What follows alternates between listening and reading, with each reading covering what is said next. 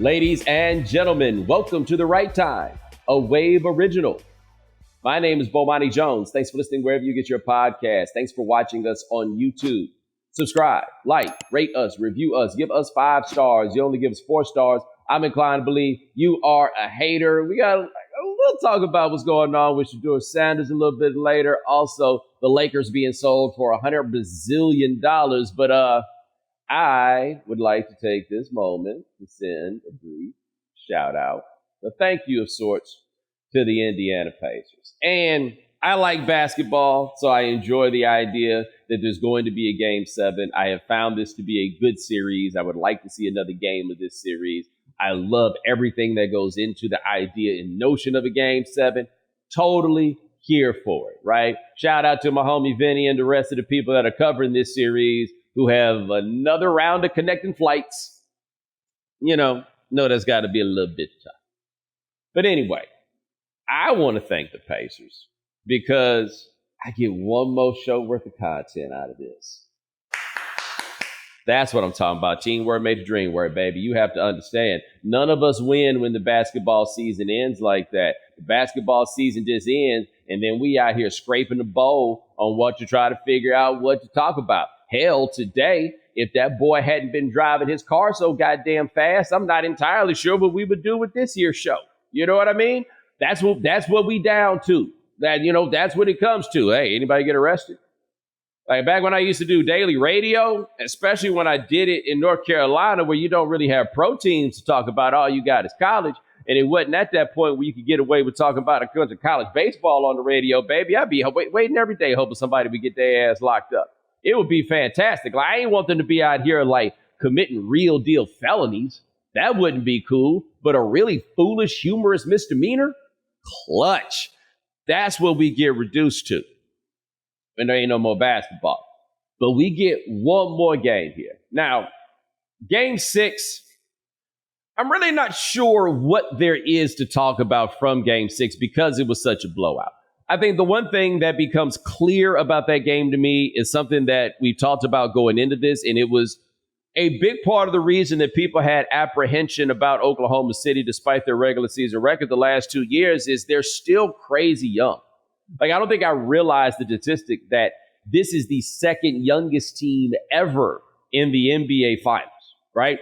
So no matter how good they are, no matter how much better they could be on the other side, young people still do silly, ridiculous things. Young people still struggle with concentration and for recognizing the true magnitude of the stakes before you. On one hand, people can make the argument that the beauty of being young is, oh man, they don't even realize what a big deal this is. I struggle to buy that argument, but I understand where people are coming from, right? But if you do buy that, they're the young people just so young, it's carefree. No, sometimes you do need to know what the stakes are. It's not a matter in this game or whatever you're talking about life, wherever you go. There is no real benefit for not knowing what the stakes are. The only benefit for not knowing what the stakes are is extrinsic, not intrinsic. What is extrinsically good about not knowing what the stakes are is if the idea of the stakes puts too much weight on your shoulders. Being aware of what it is makes you nervous. Then yeah, it's probably better that you don't realize how big a deal it is. The true test of this is to be in a position where you do recognize what the stakes are, but you got the shoulders to carry. That is the place in your life that you hope to grow to, right? Like that is where you want your team to mature to. It's that place where you recognize, hey, fellas, this is what it is. And now we're going to go out here and we're going to get this done. The Thunder looked like a team to me that was aware of what the stakes are, aware of what was in front of them. And it was just a little bit too much. They started off hot. You know what I mean? They started off early, like very, very early at least. They started off getting it done, and then they just got their doors blown off in the second quarter, right? Wasn't really much to talk about after that. And so now what you hope for, if you root for the Thunder, is that there's going to be weight and there's going to be pressure when they take it back home. But those people that are screaming are going to be on their side. They're going to get to sleep in their bed. It's now going to be the dudes on the other side that know the weight, know the expectation, but ain't got no friends in the building. That's what you're hoping for. The other thing that you're hoping for is that whatever minutes Tyrese Halliburton played will be a detriment to him going into the next game. The big winners of the scheduling right now, I think, have to be the Pacers. And I think a lot of us, and understandably, have not enjoyed having these 2 days off between games and the feeling that it kind of slows the momentum. But I also think that we win in a way in that the players are one day healthier going into the games. And at this point, those margins do in fact matter. And this is a huge win for the Pacers, who get to give Halliburton another day of whatever magic they doing. Like, I guarantee you, he in there getting rubbed on, and they putting electricity in his shit and everything else. Like, you know, like a job. He in there 9 to 5. Yeah, I don't know what sort of vitamin T they give NBA players, but they Yes. whatever they gave his calf, it worked. I guess we also don't fully understand the magnitude of the injury, because look, I think many of us are in the same position, and maybe we're overly concerned. And I recognize I'm not a doctor, and I don't fully understand how all of these things work. But when I hear he's going to play through a strained calf, I think Kevin Durant tearing his Achilles in 2019, right? I don't know if every strained calf is a heartbeat away from a torn Achilles. I don't. I am inclined to believe, though, under these circumstances, that if the Pacers really thought that there was a torn Achilles situation, that they would not play him. This is not like Kevin Durant, where the last game that Kevin Durant played in the 2019 season was absolutely going to be the last game that he played for the Golden State Warriors. I don't think that if Kevin Durant said, I can't play, the Warriors would have tried to force him. But I do think that the stakes and how you make the decision are just a little bit different when your time horizon is so readily apparently different, right? Like the Warriors' only incentive under those circumstances to say, nah, bro, you're not going to play, would be purely out of the goodness of their own hearts. If they thought that Durant could contribute. And by the way, he was killing it before he got hurt in that game, and before he got hurt generally. But in that game, he was killing it before he got hurt, right? The Pacers got a much wider time horizon to think of with Halliburton. I feel like in their eyes, they would like that to be a guy that plays with them for another 10 years. They're not going to, I don't think they're going to tank out his Achilles even to win under these circumstances, because he's only but so good. Ryan, that being said, they were a plus 25 in his minutes, and he scored 14 in 23 minutes on 5 for 12 shooting. Like, he wasn't great. Impactful. He has no lift. Yeah, he has no lift. Yeah. But he can still do things. Yeah, he can still run their offense, and he's still part of their relentless brand of basketball, right? Like, they're still pushing the pace. They're still doing everything they need to do. But, I mean, also his injury allows for the fan favorite. Oh, man. McConnell to really shine. Man, McConnell Ladova be out there, boy. And I forget who made the point where I've seen people make the argument about, like, what would happen if TJ McConnell played 38 minutes. And it would be nothing like that. This Tasmanian devil shit that he does only works because, you know, he ain't going to be out there for very long. You know what I mean? Like these other cats are running like the 800, the 1500, the 300 steeplechase. It's a 60-meter dash every time McConnell Ladova, a.k.a. Nelly, be out here on the floor. That's what it is. And look, he's getting the job done, and he is one game away from immortality. That's right. He is one game away for them retiring his jersey for the Indiana Pacers. Pascal Siakam, not for you, buddy. That ain't going to happen. I don't care how good you play. The Indiana Pacers, again, who have only retired 4 players' jerseys. Reggie Miller, Mel Daniels, George McGinnis, and Roger Brown, which is to say they have not retired anybody's jersey who was drafted in the last 40 years except Reggie Miller, and that was 38 years ago. McConnell Ladova, it can be you. Tyrese Halliburton, it might be you. McConnell Ladova, it's your time, big boy. It is your time. Now, going back over there to the Thunder, Ryan, and I'm curious if you feel this way also. Like, Jalen Williams didn't play a great game there, but I really do think for them, it just really comes down to what version of Chet shows up. If Chet shows up making shots and being aggressive, then Oklahoma City's probably going to win.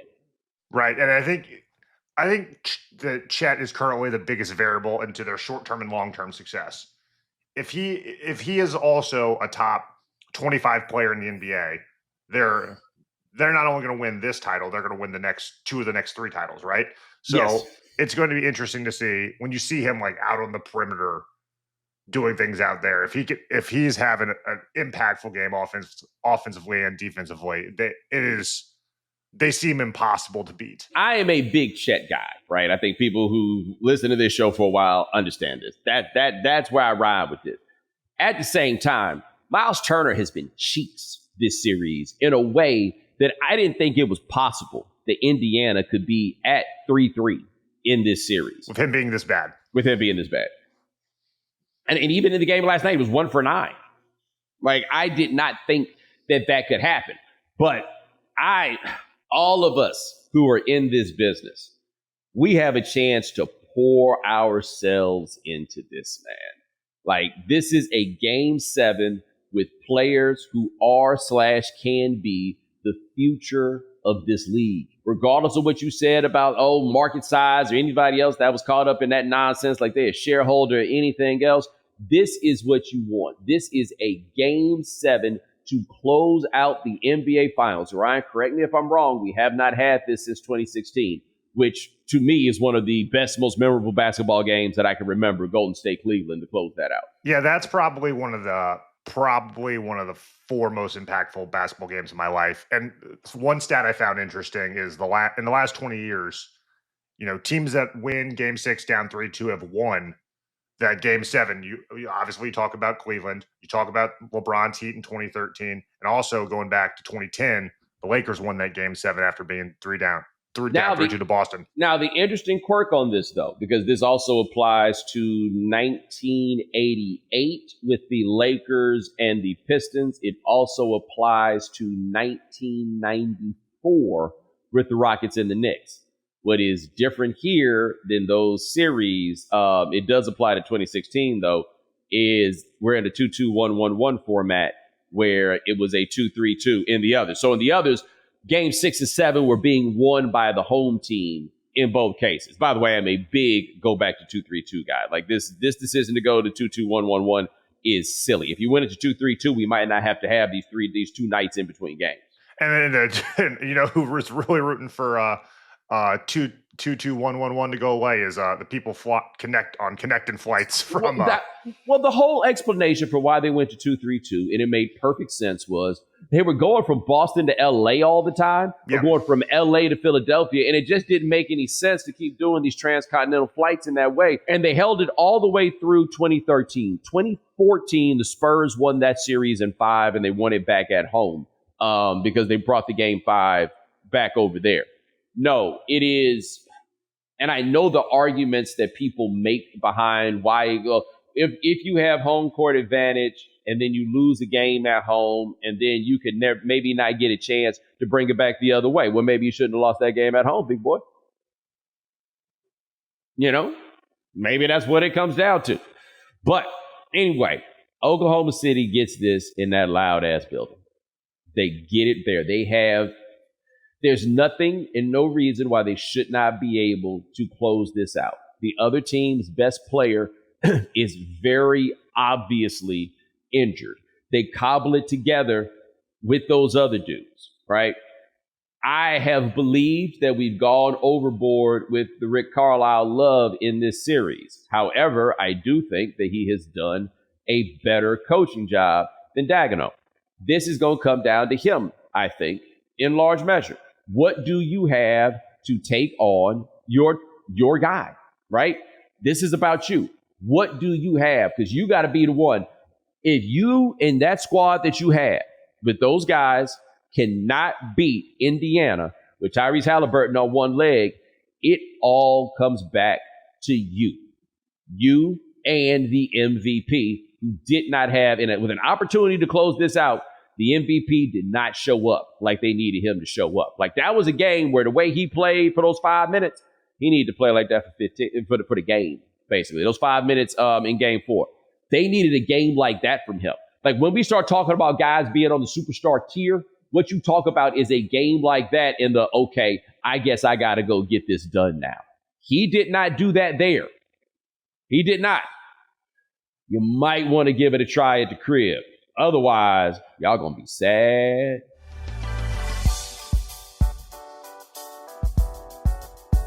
All right, so the Lakers got sold at a valuation of $10 billion. Yeah, so a guy named Mark Walter. Mark Walter already owns a pretty big chunk of the Dodgers. Now he owns the Lakers. How much this matters, I think, is a fair question for people to ask, because who owns a team? Generally speaking, if it's not your team, it's not that big of a deal, right? What most people do not realize about the Lakers is that the success that the Lakers have had by and large through the era of the Buss family has been, they kind of riding on natural talent. And the natural talent for the Lakers is, we are the Lakers and we are in Los Angeles. So when I say that, this is what I mean. Jerry Buss's real advantage as the owner of the Lakers, number one, was building it into a truly glamorous franchise. If you have read Jeff Pearlman's Showtime or watched any of Winning Time that was on HBO, you understand what I'm saying. Like the glitz and glamour and everything around LA that really kind of permeates from the 1980s, that gives you the brand that you have right now. That is a Jerry Buss vision, right? The Forum Club and the Laker girls and everything else, right? Making this a Hollywood entity. That was his thing. His other thing was his willingness to spend money on players in order to keep the team good. The issue was the game changed on what it meant to be an owner throughout his tenure, and continued to change as the Buss children, who are not children, they're clearly adults, but as the second generation old Busses took over the team. And what changed is the rest of the owners got a lot richer.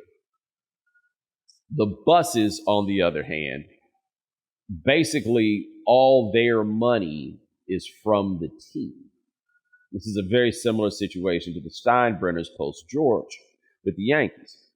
But all their money is money from the team. What they have is money that was in the valuation of the franchise. And so what you would hear when people would want to talk about the Lakers in charming terms is that they were a mom and pop operation. They were a family business. That's the way you would put it. They were a family business. They were a family business, and Jerry Buss used to fly Southwest. And I'm not saying there's anything wrong with him flying Southwest. I'm just saying if he himself was flying Southwest, how much money you think they were spending on other stuff? Right. There are plenty of stories about the shallow pockets of the Lakers and the money that they have not spent over the years. They have done all of this while being a touch cheap and, relatively speaking, a little bit broke. That's what they've done, and they pulled all of this off. Now they bringing in a man who got enough paper behind him that he could buy the majority share of the Lakers at a $10 billion valuation. My question is this, though. You don't pay $10 billion for a team like that because you don't want to make money. That's number one. And number two, the collective bargaining agreement is in place to make it difficult. Even if you want to spend way more money than everybody else, they then ultimately hamstring you in other ways and prevent you from doing other things that nullify the impact that you have of being able to spend all that money. Now, what Mark Walter and this new operation can do is trick the place out a little bit, right? They can make it a little cushier, make it a little cozier, make it a place that players want to play. My only thing is, they already want to do that. Now, what they can do is, for example, beef up like the analytics staff, which I'm not mistaken is something that when JJ Redick got there, he asked them to do and they did, right? Like they can beef up things at those margins, but I am still largely a believer that this is about players, and I'm not exactly sure how all of this money is going to make them better at filling out the roster. Perhaps it'll make them better at acquiring data points that can be then synthesized into the core of your decisions. But I'm not sure.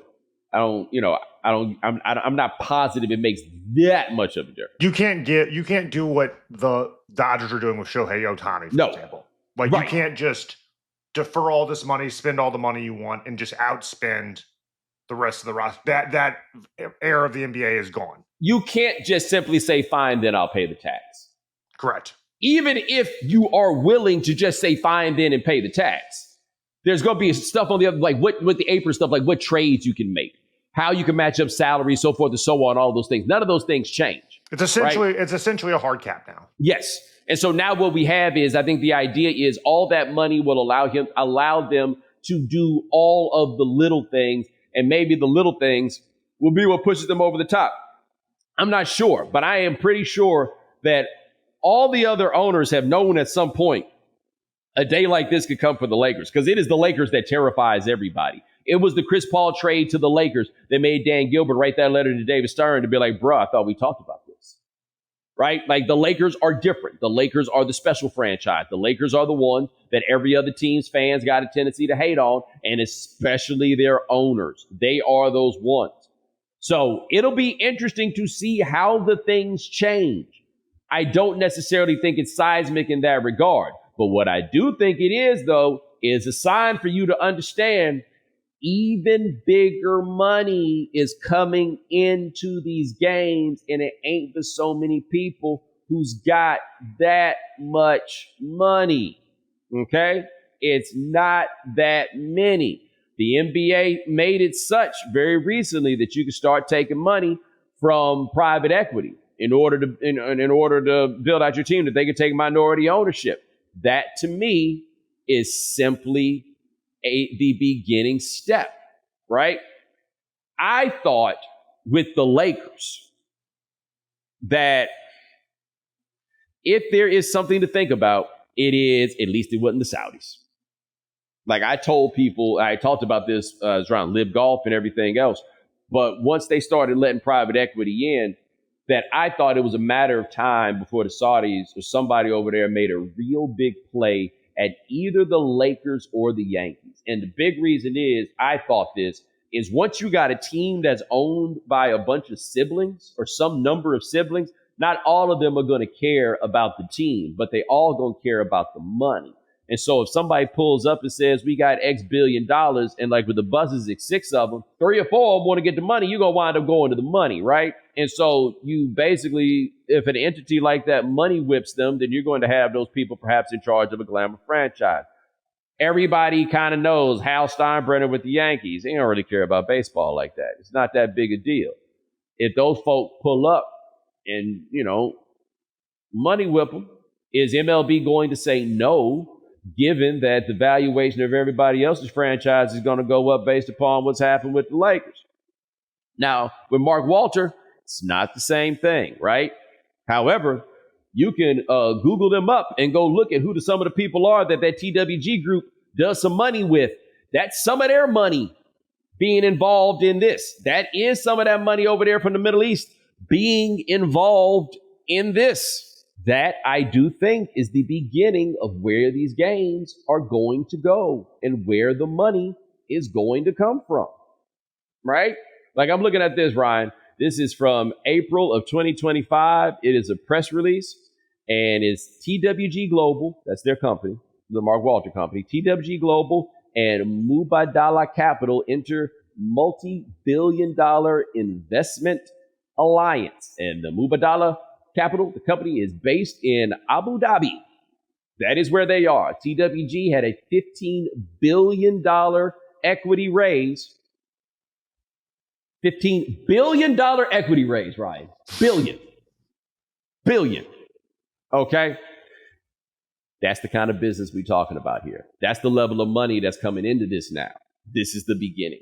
I mean, I think an interesting point you make with the Saudis and just the sell and the amount of money involved is at some point, these prices are going to go so high, there's only so many potential buyers. Right. And who will always be sitting there with stacks and stacks of seemingly limitless disposable income in cash is these oil magnets. They got They have so much money. it is impossible to explain. They have so much money to the point where they just got to do something with this money. Like you have to explain to people what you're doing with all this money. Oh, well, we're buying sports teams. Yeah. Because they just got so much money. So that's what the fun part is for me, like long run on this. Like if you want to get into the business of it, I don't know how much it affects the basketball, but the direction that we're going to go in of where this money is coming from and what that means for the leagues, I think those are the questions that we are going to ask ourselves. But, oh boy, imagine being Genie Bus in particular, but any of the buses. Got my money and I kept my team. Woo! Good for you.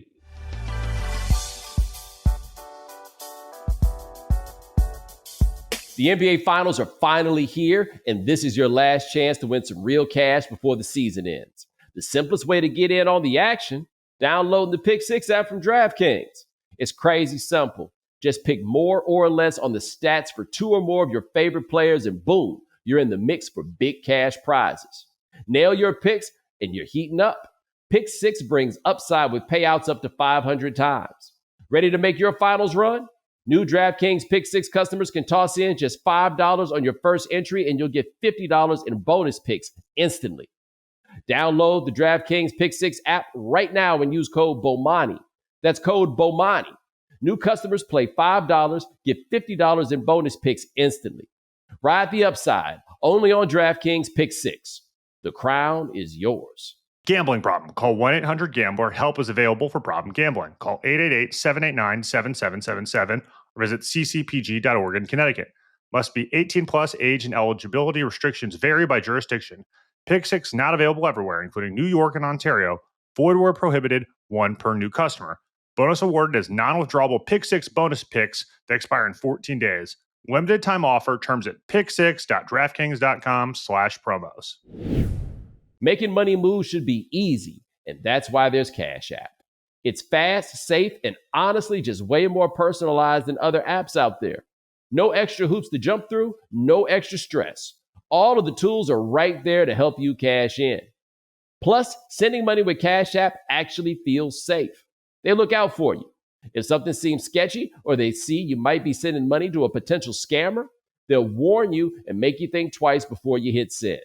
It's like having a personal bodyguard for your cash. You can even spice up your payments with custom text, stamps, and backgrounds. Because why should paying your friend for brunch be so boring? If for whatever insane reason you don't have Cash App, just download it from your phone's app store, sign up, and enter our code BOMANI in your profile. Send $5 to a friend, and you'll get $10 just for getting started. For a limited time only, new Cash App users can use our exclusive code to earn some additional cash. For real. There's no catch. Just download Cash App and sign up. Use our exclusive referral code BOMANI in your profile. Send $5 to a friend within 14 days, and you'll get $10 dropped right into your account. Terms apply. That's money. That's Cash App. Let me tell you about Z-Biotics Pre-Alcohol Probiotic. Z-Biotics Pre-Alcohol Probiotic drink is the world's first genetically engineered probiotic. It was invented by PhD scientists to tackle rough mornings after drinking. Here's how it works. When you drink, alcohol gets converted into a toxic byproduct in the gut. It's a buildup of this byproduct, not dehydration, that's to blame for rough days after drinking. Pre-alcohol produces an enzyme to break this byproduct down. Just remember to make pre-alcohol your first drink of the night, drink responsibly, and you'll feel your best tomorrow. Summer is here, which means more opportunities to celebrate the warm weather. Before that backyard barbecue, glass of Pinot watching the sunset at the beach, or cocktail by the campfire, don't forget your Z-Biotics pre-alcohol. Drink one before drinking and wake up feeling great and ready to take on the world the next day and everything summer has to offer. Go to zbiotics.com/Bomani to learn more and get 15% off your first order when you use Bomani at checkout. Z-Biotics is backed with a 100% money-back guarantee. So if you're unsatisfied for any reason, they'll refund your money, no questions asked. Remember to head to zbiotics.com/Bomani and use the code Bomani at checkout for 15% off. So we found out that Shedeur Sanders done got caught speeding. a couple of times, I believe, since he has gotten to the Browns. One of them, he was driving in the 90s. Another one, he was driving 101 miles an hour. And I believe, Ryan, that there was a missed court date. Yeah, I believe the timeline is go in 90, miss the court date, win 100. Come on, man. So there's two levels of this for me, right? The miss the court date is come on, man, right? And that is honestly the part to me that if I am the Browns, that's the one where I'm really, really, really like, you have the right to wag your finger at him if you're the Browns about missing the court date. Like, that is irresponsible in a way that you cannot simply write off to youth or immaturity, right? You are a quarterback in the NFL. You got to go to court. You can't forget this. I don't care how old you are. You are in a grown man's game, a grown man's world, a grown man's life, okay? You can't miss the court date, okay? Even if you want to simply make the argument that he got caught slipping for driving as fast as he did, you can't miss the court date. That's it. Okay. And I don't think there's much more that somebody like me can say about that. Everything there is self-evident. It does not make him a bad person, but that was just like that was a silly, childish move for you to make at a point in your life where you cannot do silly, childish things. You just can't, right? But the other part I want to talk about is the speeding itself, because I have overwhelmingly, in the response to this, seen people who have, I feel like, preemptively responded to a backlash that hasn't truly come.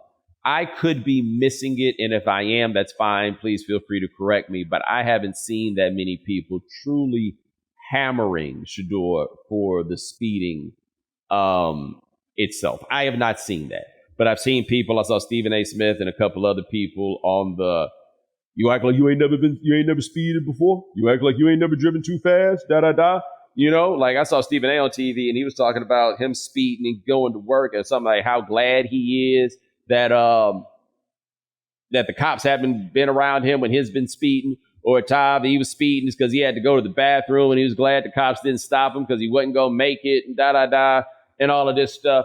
And hey, you get caught going 70 and a 55, you're right. You know, that could happen to the best of us. Players fuck up too. You go on 101 and a 65. We're talking about something entirely different. And look, I understand, man. He driving a fancy car. That buck 01 probably don't even feel like no 101. I get that. I do. I, however, view this through a much different lens than I think I have seen people talk about this. And to me, the discussion to have with Shedeur Sanders about speeding is this one. Like, this is what I would say if I knew him. Okay, and if we had some sort of relationship or whatever it is, or it came to a place where I had to talk to him, I would say this to him. I don't have that many things that I look back on from when I was younger and just be like, man, you was tripping. I don't have that many of them. But I used to drive really fast in different places. Got my tickets, all of that stuff. But I used to drive really, really fast. And really fast in places where it probably didn't make sense to drive really fast. And I look back on it and like, I can think about some of those times and I can actually get a little bit emotional because it was so stupid. Like, I had no appreciation at the time for like how much I was putting my actual life in danger. You know what I mean? Like, how many things could have possibly happened or gone wrong, or somebody pull up short, or somebody come over here, or it's a traffic jam up there and I don't know it or whatever it is, and I hit these brakes late, or all of this is, I did not, in spite of all these people dying in car accidents, and maybe it's about, the idea of like the invincibility that you feel being a young person, so forth and so on. I don't know. But I can just look and see so many times where I'm like, that could have been your day. Like driving on the freeway and catching a blowout and stuff like that. Hey, man, that could have been your day. For what? Because you're late? You see what I'm saying? And in these cases, I don't even think he was late to anything. He was just driving fast, right? But think about how often we are willing to die behind running late. I mean, it really is that simple. It really and truly is that basic. You running late. You go and you do all of this, and it feels good to drive fast or whatever, da-da-da, and everything else, but it is just not working. It isn't. Now, Shedeur, it seems like, is a clean living young man, so the other lecture that I would give him doesn't work, which is, hey, man, they always trying to get in your car and look around. Don't give them no reason. They might find something. But take care of yourself. Like if I were Dion or anybody else that's around him, my thing wouldn't have been, hey, man, everybody speeds every now and then. It ain't that big a deal. Nah, brother, it's a big deal. It's not a big deal that requires me to moralize or to wag my finger at you. It's to let you know that Henry Ruggs thing, that could be you, man. And obviously, the difference between Henry Ruggs and Shedeur Sanders is the drinking element of it, right? But that's if you're looking at it through the lens of moralizing. Like a big part of why we're so hard on people for DUI is because I think that we as a society are consistently looking for ways to rationalize our own drinking. And so you put these parameters on what is responsible drinking. And then the responsible drinkers get to chastise the other drinkers for doing it wrong. I think that's a big part of it. But in the end, now, Ruggs was driving like a $150. That's NASCAR shit. But in the end, you driving way too fast. And if you're drunk, your reaction time is cut down. You're driving 100 miles an hour. Your ability to react, that time is cut down too. The bottom line of it is it's still just unnecessarily unsafe. And if you say you love him or that you care about him, even if you're talking about it in the parasocial ways that people do on the internet, then what you're not doing is saying, well, what about such and such? And what you're saying is, I'm glad the cops got him instead of an ambulance. I'm glad the police got him instead of a medic. Right? I am glad he got pulled over instead of getting flipped over. Because any of those things I talked about are reasonable circumstances when you're driving 100 miles an hour. All of them are. And that's before we get to the idea of, rich black ass driving your fancy ass car getting pulled over by the police. I know we don't really be talking about that stuff anymore. But aside from you don't want them looking in your car, you also don't want them getting nervous about you. That cop pulled up and was like, license and registration. And I was thinking the whole way, man, please tell him everything you do before you do it so there ain't no misunderstandings. You know what I mean? Like, it's just such a range of things that could possibly go wrong. And so we don't have to turn this into a polarized and sports radio topic. But I admit on my end, it makes me think about what are the things that have happened in my own life and how much differently those things could have gone. And when I look at young people, like the message you got to give them about that speeding is, hey, man, this kills people, right? Kills them.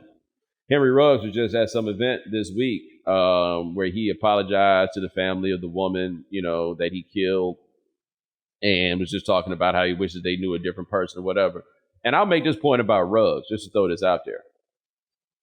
I met somebody the week of that accident at an event I did in Atlanta.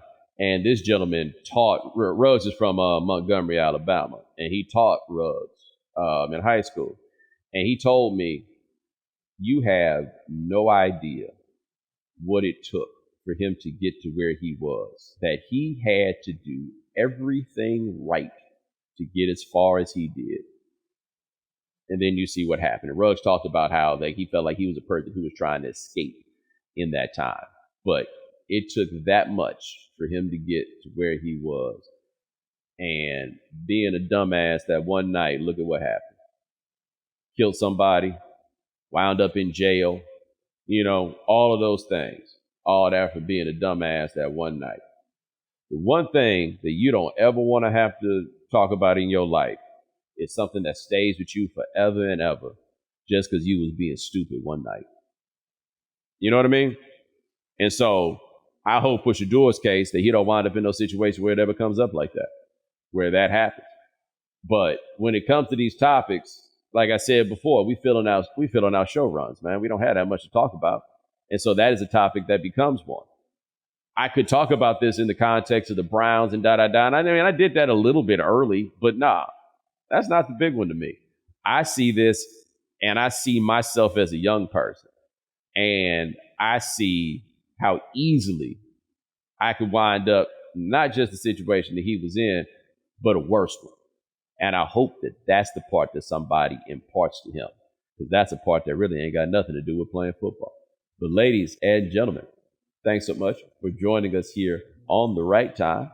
We do this here 3 times a week. Ryan Brumley handles everything behind the scenes.